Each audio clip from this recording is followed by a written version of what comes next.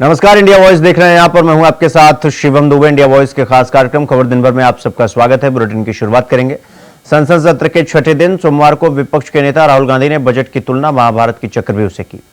राहुल गांधी ने कहा, हजारों साल पहले कुरुक्षेत्र में अभिमन्यु को चक्रव्यूह में फंसाकर 6 लोगों ने मारा था। चक्रव्यूह का दूसरा नाम पद्मव्यूह है, जो कमल के फूल के शेप में होता है। इसके अंदर डर और हिंसा होती है। हजारों साल पहले हरियाणा में कुरुक्षेत्र में एक युवा को, अभिमन्यु को 6 लोगों ने चक्रव्यूह में फंसाकर मारा था। चक्रव्यूह का एक दूसरा नाम होता है पद्मव्यूह, मतलब लोटस फॉर्मेशन। तो जो चक्रव्यूह होता है स्पीकर सर, वो लोटस के शेप में होता है, कमल के फूल के शेप में होता है। 21वीं सदी में सर एक नया चक्रव्यूह तैयार हुआ है स्पीकर सर, वो भी लोटस की शेप में है सर, और उसका चिन्ह प्रधानमंत्री जी अपनी छाती पर लगा के चलते हैं सर। आज भी चक्रव्यूह के बीच में 6 लोग हैं सर। चक्रव्यूह के बिल्कुल सेंटर में, चक्रव्यूह में हजारों लोग होते हैं सर, मगर उसके बिल्कुल सेंटर में 6 लोग कंट्रोल करते हैं। तो जैसे उस टाइम 6 लोग कंट्रोल करते थे, वैसे आज भी 6 लोग कंट्रोल कर रहे हैं चक्रव्यूह को। नरेंद्र मोदी जी, अमित शाह जी, मोहन भगवत जी, अजीत डोभाल जी, अंबानी और अदानी जी कंट्रोल कर रहे हैं। पहली बार सेना के जवानों को आपने अग्निवीर के चक्रव्यूह में फंसाया। इस बजट में अग्निवीरों के पेंशन के लिए 1 रुपया नहीं है। आप अपने आप को देशभक्त कहते हो, मगर जब अग्निवीरों की मदद करने की बात आती है, जवानों को पैसा देने की बात आती है, तो बजट में आपको 1 रुपया नहीं दिखाई देता। उनकी पेंशन के लिए 1 रुपया आपने नहीं दिया, तो उनको आपने अग्निवीर के चक्रव्यूह में फंसाया। मंत्री जी को अदानी जी और A1 और A2 की रक्षा करनी है, मैं समझता हूं। वो सर ऊपर से ऑर्डर आया है सर, ऊपर से ऑर्डर आया है सर, मैं समझता हूं, मैं इस पर कोई टिप्पणी नहीं करूंगा sir. he is permitted to defend them sir. It is a democracy sir. He can defend them.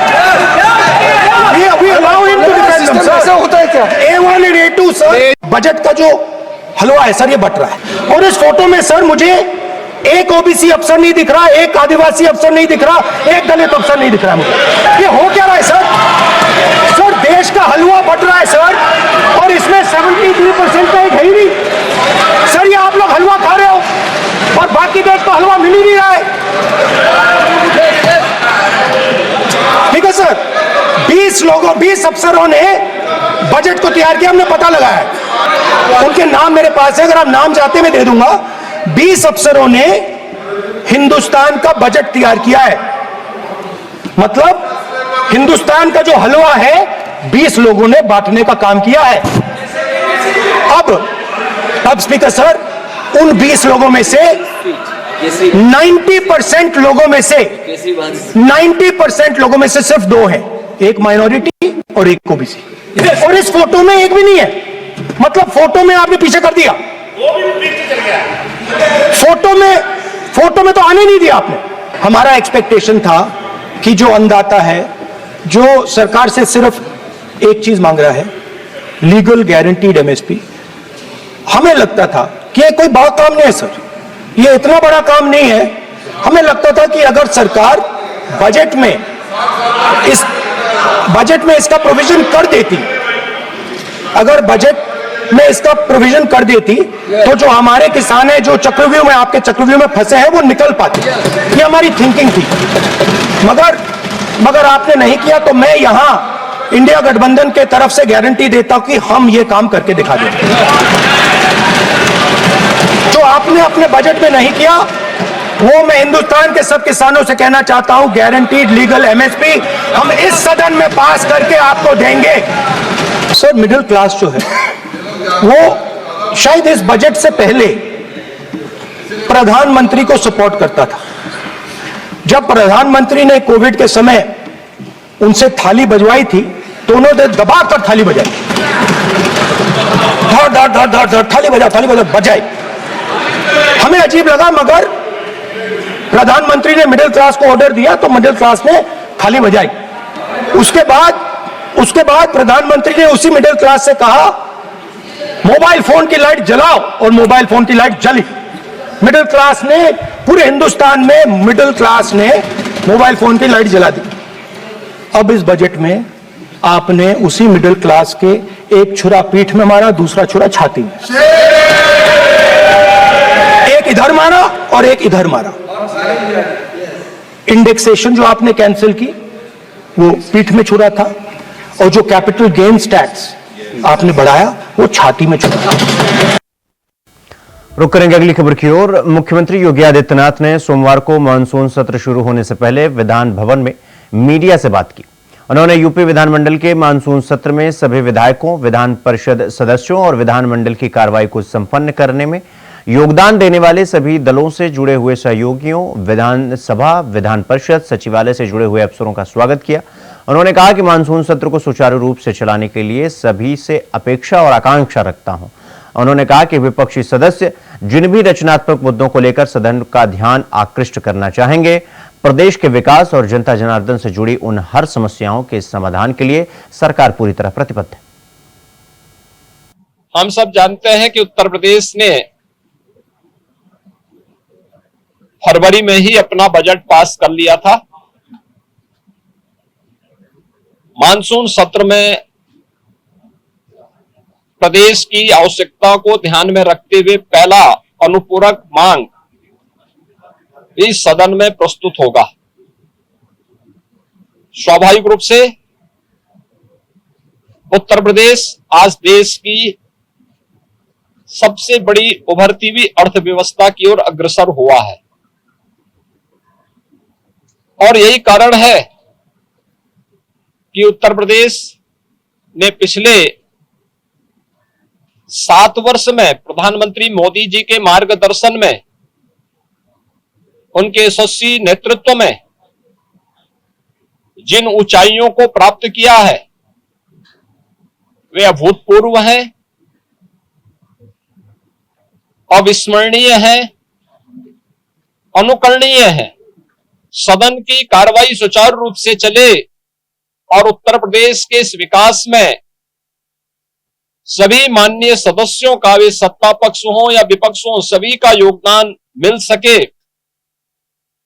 इसके लिए मैं सभी माननीय जनप्रतिनिधियों का आह्वान करूंगा, और खासतौर पर विपक्षी सदस्यों से मैं कहूंगा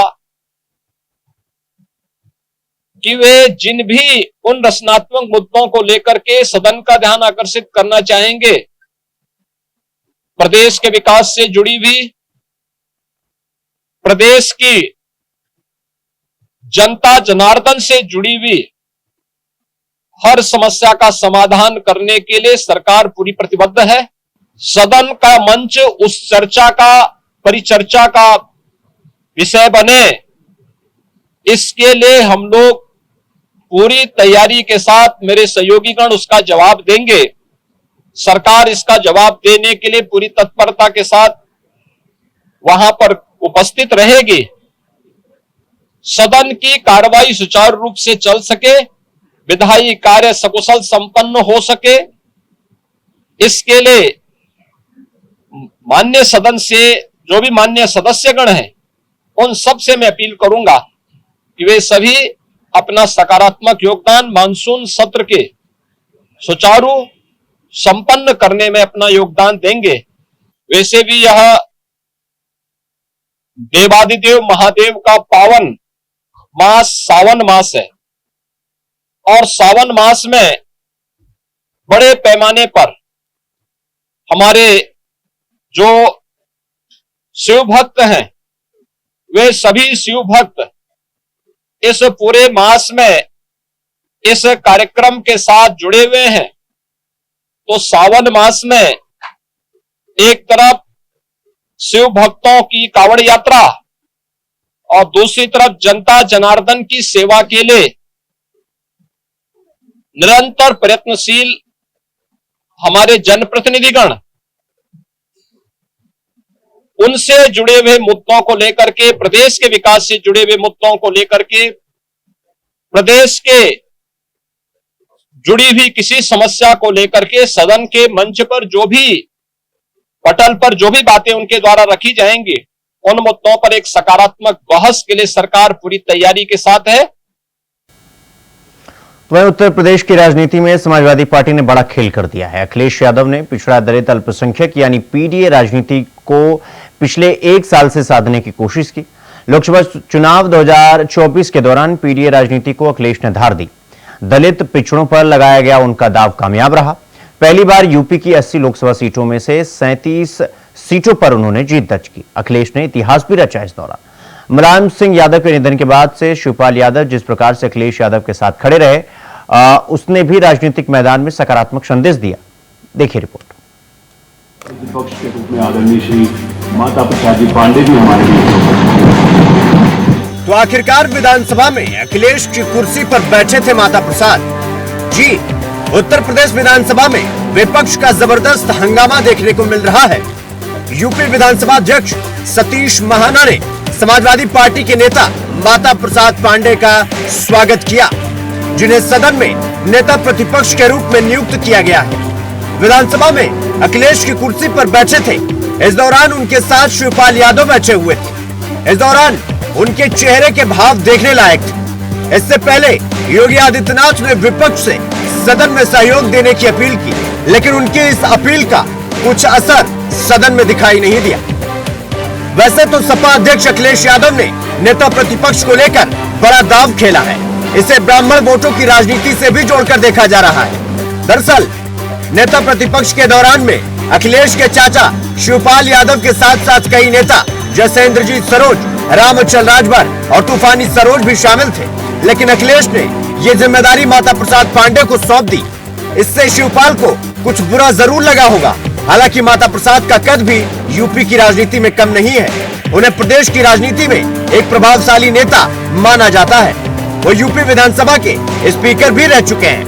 विधानसभा सत्र में प्रदेश के चतुर्मुखी विकास के लिए सरकार प्रतिबद्धता के साथ काम कर रही है। सड़क, पानी, बिजली, स्कूल, अस्पताल, लॉ एंड ऑर्डर, हर मोर्चे पर सरकार ने बहुत अच्छा काम किया है। मैं सभी विधानसभा सदस्यों का हृदय से आभार प्रकट करता हूं, उनका अभिनंदन करता हूं। कल हम अनुपूरक बजट लेकर के आने वाले हैं। प्रदेश के विकास की गति को और तेजी के साथ आगे बढ़ाने के लिए हम प्रतिबद्धता के साथ काम कर रहे हैं। देखिए, बड़बोले मंत्री हैं, उनके पास कोई काम तो है नहीं। ये केवल लखनऊ से दिल्ली, दिल्ली से लखनऊ और अपना विभाग में कुछ चला तो पा नहीं रहे। और मुख्यमंत्री ने खुद ही उनको झुंझुना पकड़ा दिया है, कोई काम के तो नहीं। यूपी विधानसभा सत्र में जोरदार हंगामे के आसार थे और वही देखने को भी मिल रहा है। पहले ही दिन सदन में जोरदार हंगामा देखने को मिला और समाजवादी पार्टी के विधायक नारेबाजी करते हुए वेल में आ गए। इस दौरान सपा के विधायक विधानसभा में हाथ में पोस्टर भी लिए हुए थे। इस दौरान अध्यक्ष सतीश महाना सपा विधायकों को शांत रहने की अपील करते हुए नजर आए, लेकिन उनकी अपील की अनदेखी करते हुए विधायक हंगामा करते रहे। सपा विधायक कई क्षेत्रों में बाढ़, सूखा, बिजली कटौती और किसानों के मुद्दे पर सरकार को घेरने की तैयारी में नजर आ रहे हैं। इस दौरान योगी सरकार 1 दर्जन से ज्यादा अध्यादेश पारित करने की रणनीति बना रही है।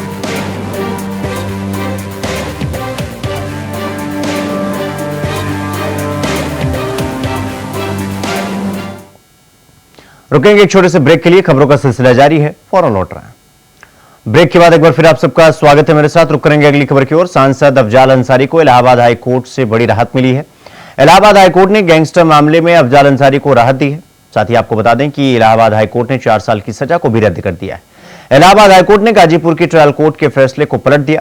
अफजाल अंसारी की सजा रद्द होने से उनकी संसद की सदस्यता बरकरार रहेगी, यानी कि अफजाल अंसारी सांसद बने रहेंगे।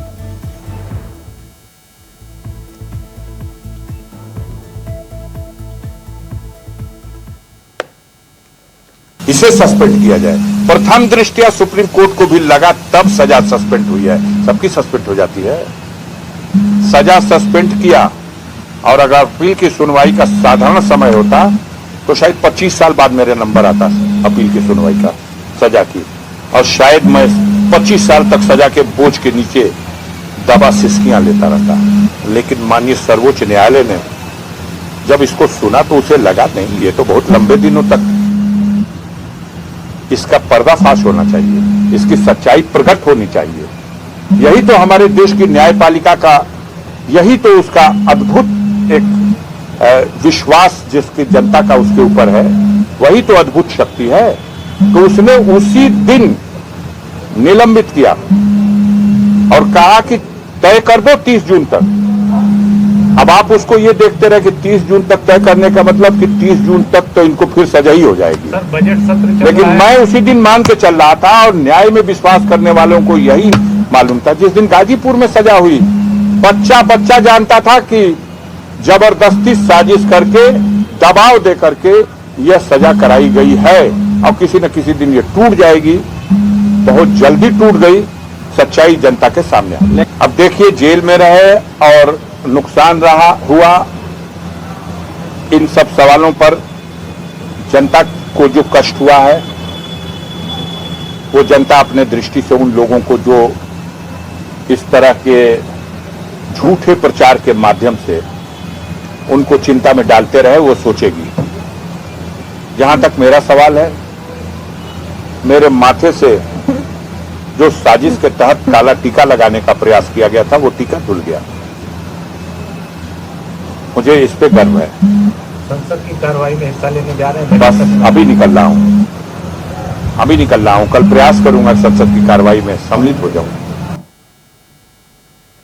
तो वहीं गढ़वाल मंडल के आयुक्त विनय शंकर पांडे ने सोमवार को टिहरी गढ़वाल के विभिन्न आपदाग्रस्त क्षेत्रों का स्थलीय निरीक्षण किया। उन्होंने विनकखाल, तेनकगढ़ गांव और बूढ़ा केदार में राहत शिविरों का दौरा किया और प्रभावित लोगों की समस्याओं को सुना। आयुक्त पांडे ने अस्थायी राहत शिविर के अधिकारियों और आपदा प्रभावितों के साथ बैठक की। उन्होंने सरकार की संवेदनशीलता पर जोर देते हुए कहा कि मुख्यमंत्री ने सख्त निर्देश दिए हैं कि आपदा राहत कार्यों में धन की कमी आड़े नहीं आने दी जाएगी। उन्होंने शिविर में पावर बैकअप, टीवी और बच्चों की पढ़ाई और आजीविका के लिए आवश्यक व्यवस्थाओं के निर्देश दिए ताकि प्रभावितों को किसी प्रकार की दिक्कत ना हो। जो डे बिफोर यस्टरडे जो यहाँ पर बादल फटने की घटना से तेनगढ़ गांव में जो आपदा की स्थिति आई है, उसके राहत शिविर में मैं यहाँ पर आया हूँ। आप लोगों को मैं ये अवगत कराना चाहूँगा कि इस पूरे घटनाक्रम को लेकर माननीय मुख्यमंत्री जी का जो कि उनकी जो संवेदनशीलता है, उन्होंने बड़ा ही स्पष्ट निर्देश शासन के सभी अधिकारियों को, जिलाधिकारी को और मैं यहाँ कमिश्नर हूँ, मुझे भी दिया है कि हमारी पूरी टीम ग्राउंड जीरो पर ही रहेगी और इनकी समस्या का समाधान करने में न तो किसी भी प्रकार के धन की कमी आड़े आने दी जाएगी। जहाँ आवश्यकता हो प्रोटेक्शन वर्क की, उसको किया जाए। जहाँ विस्थापन की ज़रूरत है, वहाँ विस्थापन की कार्रवाई की जाए। जब तक लोग शेल्टर होम में हैं, उनके रहने का, खाने का, पीने का सारा प्रबंध किया जाए। और जिलाधिकारी ने यहाँ काफ़ी अच्छी शुरुआत की है कि जो बच्चे वगैरह भी यहाँ पर आए हैं, उनकी पढ़ाई डिस्टर्ब ना हो, तो यहाँ पर कल से उनके क्लासेस भी टेम्पररी शुरू करा रहे हैं। पशुओं को लेकर भी कुछ विषय आए थे और हम लोगों ने ये निर्णय लिया है कि 5-6 स्थानों पर इनके शेल्टर होम बनाए जाएंगे पशुओं के, जहाँ पर उनके चारे की और पानी की व्यवस्था होगी। उनके स्वास्थ्य का भी ध्यान रखने के लिए सीवीओ को निर्देशित किया गया है। सभी गाँव वासियों से, आसपास के भी जो गाँव थे वहाँ के भी जनप्रतिनिधि और बड़ी संख्या में महिलाएं, पुरुष, बच्चे थे, सभी की बातों को बहुत ध्यान से सुना गया है और प्रशासन की यहाँ की व्यवस्था से पूरी तरह से संतुष्ट हैं। कुल मिलाकर हम लोगों का जो प्रयास है कि जो इस आपदा की स्थिति में जो उनको कष्ट हुआ है, तकलीफ हुई है, हम जल्दी से जल्दी उनको नॉर्मलसी की तरफ ले जाएं, नॉर्मल हो जाए उनकी लाइफ और उनका जीवन अच्छे ढंग से पुनः पटरी पर लौट आए। और इस संबंध में मैं पुनः आपको ये बताना चाहूँगा कि माननीय मुख्यमंत्री जी का बड़ा ही इसमें स्पष्ट निर्देश है और उसी के क्रम में पूरी मशीनरी यहाँ पर कार्यरत है। कल प्रभारी मंत्री जी भी यहाँ पर विजिट करके गए थे, आज हम लोग आए हैं और कोशिश कर रहे हैं कि जल्दी से जल्दी यहाँ की सारी स्थितियाँ नॉर्मल हो जाए। रुक करेंगे अगली खबर की ओर। यूपी के रायबरेली जिले में फर्जी जन्म प्रमाण पत्र बनाने के मामले में अब और भी खुलासे होने लगे हैं। रायबरेली के सलोन कस्बे में 100 या 200 फर्जी जन्म प्रमाण पत्र नहीं बल्कि 10,000 से ज्यादा फर्जी जन्म प्रमाण पत्र जारी किए गए हैं और कई ऐसे गांव के पते पर ये जन्म प्रमाण पत्र जारी हुए हैं जहां उस धर्म जाति के लोग रहते ही नहीं।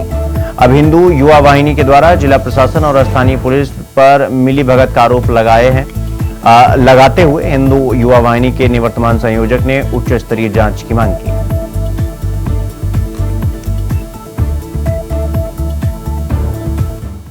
जा रहा है सलोन कस्बे में जो फर्जी जन प्रमाण पत्र का मामला चल रहा है, क्या कहना चाहेंगे इसको लेकर? देखिए, इस फर्जी जन प्रमाण पत्र के मुद्दे को हमने लोकल मीडिया ग्रुप में सबसे पहले देखा, फिर वहां से ये मामला उठा, फिर हम लोगों ने इसकी शिकायत प्रदेश के मुख्यमंत्री माननीय मुख्यमंत्री योगी आदित्यनाथ जी से, उनके मुख्यमंत्री कार्यालय को और प्रदेश के जो है सभी अधिकारियों से हम लोगों ने शिकायत की, जिले के जिला अधिकारी महोदया से भी हम लोगों ने शिकायत की। सब कुछ मामला ठीक ठाक चल रहा है, जांच भी अच्छी हो रही, ठीक ठाक है सब कुछ। वो लोग निरुद्ध हैं, जेल में भेज दिए गए, लेकिन कहीं ना कहीं लोकल प्रशासन की जो स्थानीय प्रशासन है, पुलिस प्रशासन है, ये संदिग्ध स्थिति में हमें नजर आ रहे हैं। इनकी स्थितियां संदिग्ध है, कहीं ना कहीं इनकी आपसी मिली भगत कहीं ना कहीं लग रही है। तो वहीं यूपी के प्रतापगढ़ से एक दिल दहला देने वाला मामला सामने आया है, जहां एक गांव की पंचायत ने एक तुगलकी फरमान जारी करते हुए प्रेमी प्रेमिका के साथ बेरहमी की सारी हदों को पार कर दिया। गांव वालों ने महिला का सिर मुंडवाकर मुंह पर कालीख पोतकर उसे पूरे गांव में घुमाया। गांव के ही लड़के से अवैध संबंधों के चलते गांव के लोग काफी नाराज थे। नाराज ग्रामीणों ने पेड़ से बांधकर दोनों के मुंह पर कालीख पोत दी और बाल काटने का फरमान जारी कर दिया। मौका पाकर महिला का प्रेमी गांव से फरार हो गया, लेकिन ग्रामीणों ने महिला को पकड़कर पेड़ से बांध दिया और मुंह पर कालीख पोत दी। जब इतने से भी उनका मन नहीं भरा तो उन्होंने महिला के बाल भी काट दिए। ग्रामीणों के चंगुल से छूटकर भागे प्रेमी ने पूरी घटना की जानकारी पुलिस को दी तो हड़कंप मच गया।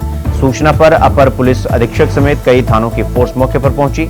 पंचायत में शामिल दर्जन भर से ज्यादा ग्रामीणों को हिरासत में ले लिया गया है। महिला के कटे हुए बाल पुलिस ने बरामद कर लिए हैं और घटना का वीडियो सोशल मीडिया पर तेजी से वायरल भी हो रहा है।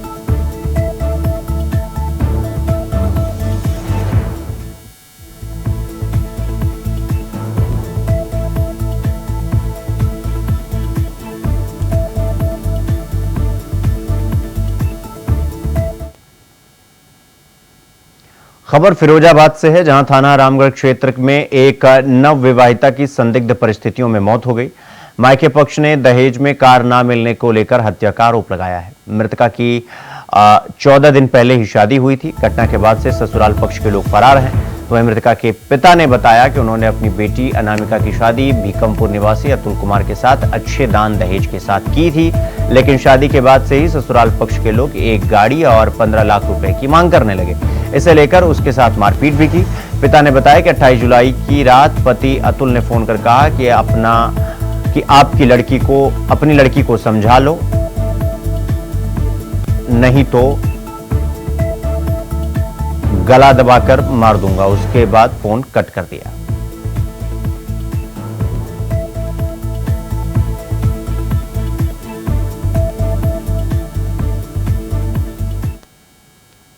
तो वहीं बलिया के नरही थाना क्षेत्र के यूपी बिहार सीमा पर अवैध वसूली में एडीजी और डीआईजी द्वारा दी गई छापेमारी के बाद कार्रवाई में फरार पुलिसकर्मियों में शामिल थाना अध्यक्ष नरही पन्ना लाल और हेड कांस्टेबल विष्णु यादव को पुलिस ने गिरफ्तार कर लिया है।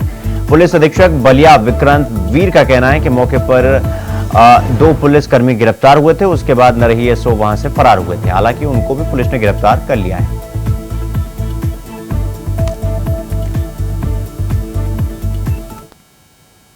तो खबर दिन भर में फिलहाल अभी के लिए बस इतना ही। देश और दुनिया की तमाम खबरों को देखने के लिए देखते रहिए इंडिया वॉइस। नमस्कार।